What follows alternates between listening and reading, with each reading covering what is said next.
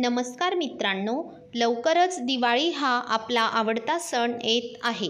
दिवाळी हा सण 5 दिवस असतो. म्हणजेच या सणात प्रत्येक दिवसाचं महत्त्व हे वेगवेगळं आहे. यापूर्वी आपण वसुबारस व धनत्रयोदशी हे दिवाळीचे सुरुवातीचे 2 दिवस याविषयी माहिती जाणून घेतली आहे. व्हिडिओ पाहिला नसेल तर त्या 2 व्हिडिओची लिंक मी ह्या व्हिडिओच्या डिस्क्रिप्शन बॉक्समध्ये दिली आहे. ते दोन्ही व्हिडिओ देखील जरूर बघा. तर दिवाळीचा तिसरा दिवस धनतेरस नंतर येणारा म्हणजेच नरक चतुर्दशी होय. नरक चतुर्दशी या सणाला असे का म्हणतात, तसेच हा सण कसा साजरा करावा, या सणाचे अजून काय महत्त्व आहे, या सणाची एक पौराणिक कथा देखील आहे, हे सर्व जाणून घेणार आहोत आपण या व्हिडिओमधून. अजून तुम्हाला कशाविषयी माहिती जाणून घ्यायला आवडेल हे देखील कमेंट करून तुम्ही नक्की सांगा. चला तर मग या व्हिडिओला सुरुवात करूया. नरक चतुर्दशी. नरक चतुर्दशीला कोणाची पूजा केली जाते? अत्यंत रंजक आहे पौराणिक कथा. नरक चतुर्दशी दरवर्षी कार्तिक महिन्याच्या अमावस्येच्या 1 दिवस आधी येतो. हिंदू धर्मात नरक चतुर्दशीला खूप महत्त्व आहे. या ब्रह्ममुहूर्तावर स्नान करून यमाची पूजा करण्याची परंपरा आहे. या दिवशी ब्रह्ममुहूर्तावर स्नान करून यमराजाची पूजा करणारा नरकात जाण्यापासून वाचतो असे म्हणतात आणि स्वर्गप्राप्ती करतो अशी धार्मिक मान्यता आहे. तसेच संध्याकाळी यमाची पूजा केल्याने अकाली मृत्यूचे भय राहत नाही. नरक चतुर्दशीला काळी चतुर्दशी असेही म्हणतात. भारतातील काही ठिकाणी नरक चतुर्दशीला छोटी दिवाळी म्हणूनही ओळखले जाते. नरक चतुर्दशीच्या दिवशी यमराजाची पूजा केली जाते. संपूर्ण वर्षभरात फक्त हा एकमेव दिवस असा आहे की ज्या दिवशी मृत्यूची देवता यमराजाची पूजा केली जाते. एखादा आजार किंवा कोणत्याही अपघातामुळे होणारी मृत्यूची भीती दूर करण्यासाठी या दिवशी यमराजाची पूजा केली जाते. नरक चतुर्दशीला अभ्यंग स्नान करण्याची परंपरा आहे. या दिवशी उटणे लावून अंघोळ करतात. या दिवशी संध्याकाळी यमतर्पण आणि दिवे दान करण्याची परंपरा आहे. नरक चतुर्दशी साजरी करण्यामागे काही रंजक कथा देखील आहेत. असे मानले जाते की या दिवशी दिवा लावल्याने यमराज प्रसन्न होतात आणि अकाली मृत्यूच्या भीतीपासून मुक्ती मिळते. यावर्षी नरक चतुर्दशी हा सण 31 ऑक्टोबर 2024 रोजी या दिवशी आहे. आता पाहूयात नरक चतुर्दशीचे महत्त्व. नरक चतुर्दशी दरवर्षी कार्तिक महिन्याच्या अमावस्येच्या 1 दिवस आधी येते. हिंदू धर्मात नरक चतुर्दशीला खूप महत्त्व आहे. या ब्रह्ममुहूर्तावर स्नान करून यमाची पूजा करण्याची परंपरा. असे म्हटले जाते की जेव्हा भगवान श्रीकृष्णाने नरकासुराचा वध केला तेव्हा त्यांनी शरीराला तेल आणि उटणे लावून अंघोळ केली. तेल आणि उटणं लावून अंघोळ करण्याची ही परंपरा त्या दिवसापासून सुरू झाली. असे केल्याने नरकापासून मुक्ती मिळते, स्वर्ग आणि सौंदर्याचे वरदान मिळते आणि अशी धार्मिक धारणा आहे. आता पाहूयात नरक चतुर्दशी का साजरी केली जाते. नरक चतुर्दशी सण नरकासूर आणि भगवान श्रीकृष्ण यांच्याशी संबंधित आहे. पौराणिक कथेनुसार असे मानले जाते की एकेकाळी नरकासूर नावाचा राक्षस होता, ज्याने आपल्या शक्तीचा दुरुपयोग करून देव, देवी आणि ऋषींसह 16,000 राजकन्यांना कैद केले होते. यानंतर राक्षसांच्या अत्याचाराने त्रासलेल्या देवता आणि राजकन्यांनी भगवान श्रीकृष्णाची मदत मागितली. त्यानंतर श्रीकृष्णाने त्यांचा वध केला. हिंदू धर्माच्या धर्मग्रंथानुसार या दिवशी नरकासुरापासून मुक्ती मिळाल्याच्या आनंदाने संपूर्ण पृथ्वी प्रसन्न झाली होती आणि सर्व देवदेवताही खूप आनंदी होते. या दिवशी नरकासुराच्या वधाचा स्मरणार्थ नरक चतुर्दशीचा सण साजरा केला जातो. याला छोटी दिवाळी असेही म्हणतात. आता पाहूयात छोटी दिवाळी म्हणजेच नरक चतुर्दशी कशी साजरी करावी. नरक चतुर्दशीच्या दिवशी घराची स्वच्छता आणि सजावट केली जाते. घरातील रद्दी आणि खराब झालेल्या वस्तू बाहेर काढल्या जातात. संध्याकाळी घराच्या प्रवेशद्वाराच्या दोन्ही कोपऱ्यांवर दिवे लावले जातात आणि लक्ष्मीची पूजा केली जाते. छोटी दिवाळीला नरक चतुर्दशी का म्हणतात हे जाणून घेऊयात. या दिवशी भगवान विष्णूंचा अवतार असलेल्या श्रीकृष्णाने नरकासूर या राक्षसाचा वध केला होता असे मानले जाते. नरकासुराच्या कारागृहात कैद असलेल्या 16,000हून अधिक महिलांना श्रीकृष्णाने मुक्त केले होते. तेव्हापासून छोटी दिवाळी ही नरक चतुर्दशी म्हणून साजरी केली जाते. नरक चतुर्दशीला काय करावे? अश्विन कृष्ण पक्ष चतुर्दशीला नरक चतुर्दशी साजरी केली जाते. नरकासूर राक्षसाच्या वधाप्रित्यर्थ हा दिवस साजरा केला जातो. यामागील कहाणी अशी आहे की नरकासूर नावाचा असुर मानवांना पीडा देत होता. तेव्हा श्रीकृष्णाने त्याचा वध केला. मरताना नरकासुराने वर मागितला की आजच्या नरकाची पीडा होऊ नये. श्रीकृष्णाने त्याला वर दिला. त्यामुळे नरक चतुर्दशीच्या दिवशी सूर्योदयापूर्वी अभ्यंग स्नान करण्याची रीत पडली.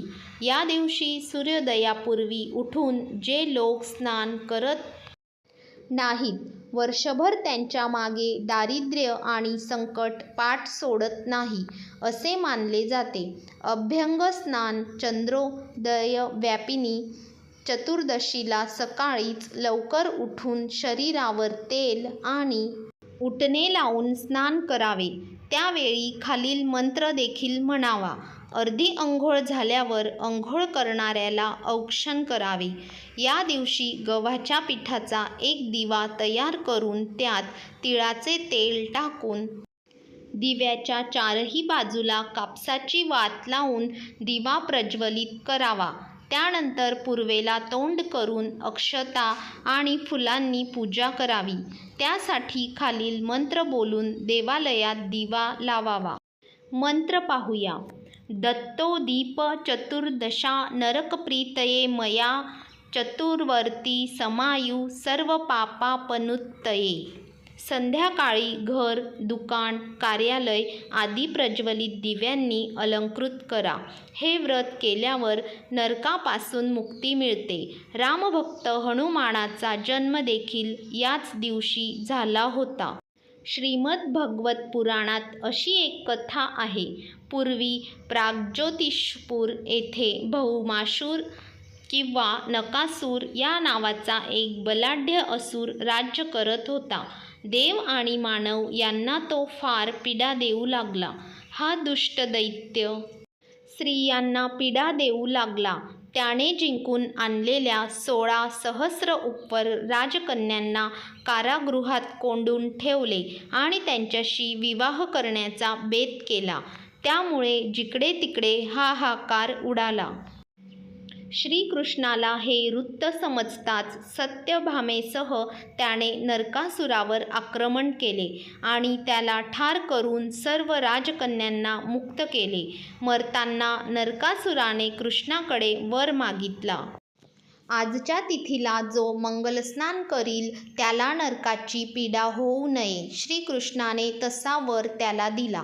त्यामुळे आश्विन वद्य चतुर्दशी ही नरक चतुर्दशी मानली जाऊ लागली आणि लोक त्या दिवशी सूर्योदयापूर्वी अभ्यंग स्नान करू लागले.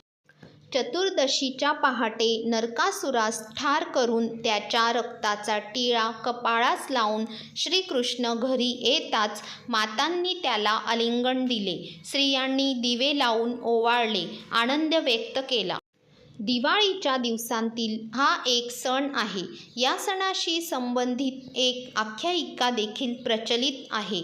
नरकासूर नावाच्या एका राजाने तप करून ब्रह्मदेवाला प्रसन्न करून घेतले व कुणाकडूनही वध होणार नाही असा वर मागून घेतला.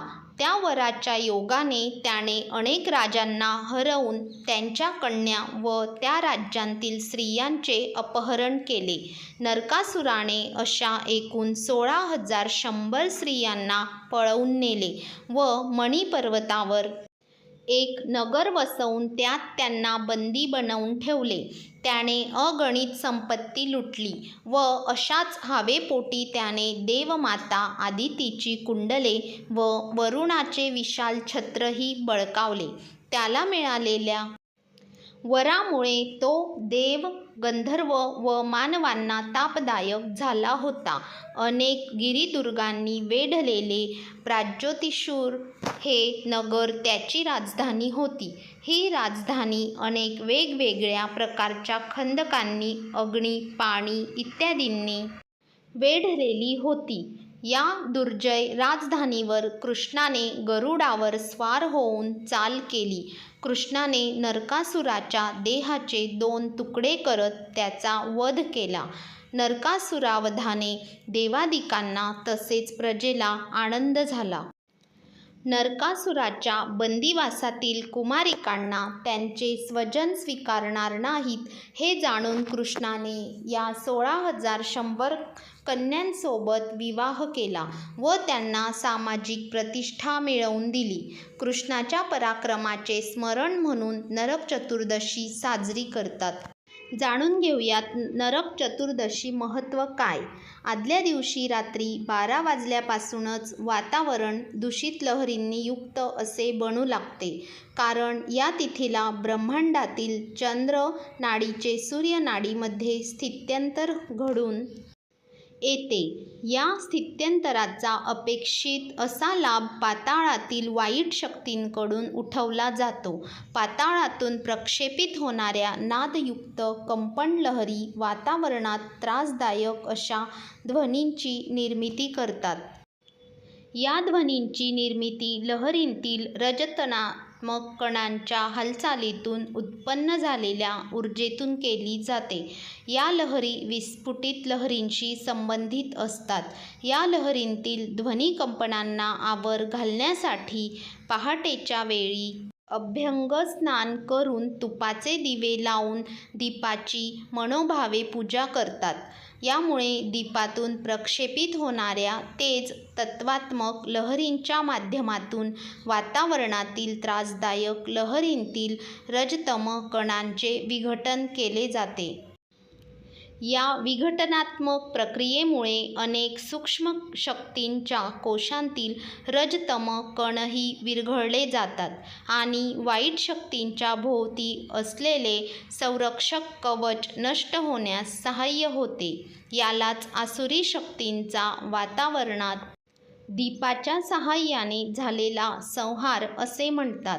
म्हणून या दिवशी वाईट शक्तींचे निर्दालन करून पुढच्या शुभ कार्याला दीपावलीच्या इतर दिवसांच्या माध्यमातून जीवाने आरंभ करावयाचा असतो. असुरांच्या संहाराचा दिवस म्हणजेच एक प्रकारे नरकातील पृथ्वीवर अवतीर्ण झालेल्या वाईट लहरींच्या विघटनाचा दिवस म्हणून नरक चतुर्दशीला विशेष महत्त्व आहे. हा सण साजरा करण्याची पद्धत. आकाशात तारे असताना ब्रह्ममुहूर्तावर अभ्यंगस्नान करतात.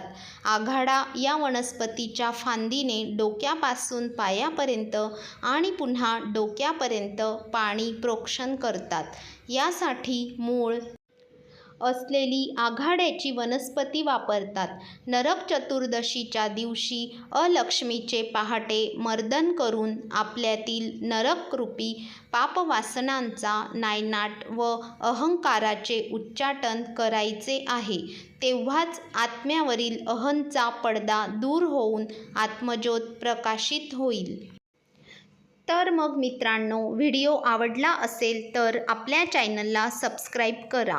तसेच नरक चतुर्दशीच्या तुम्हाला सर्वांना खूप खूप शुभेच्छा. धन्यवाद.